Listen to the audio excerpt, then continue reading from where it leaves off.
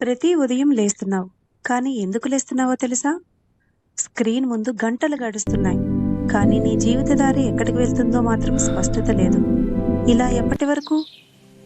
మనం జీవించటానికి ఏదో ఒక కారణం తెలియనంత వరకు. నిజమే.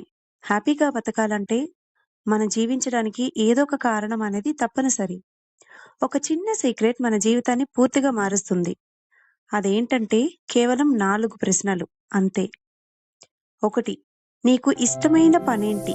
2. నువ్వు బాగా చేయగలిగిందేంటి? 3. ప్రపంచానికి అవసరమేంటి?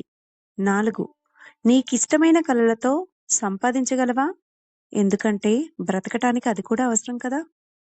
మన నైపుణ్యాలను, ఆసక్తులను తగిన పని ఎంచుకొని దానిని ఆనందిస్తూ ఆరోగ్యకరమైన జీవనశైలిని ఎంచుకుందాం.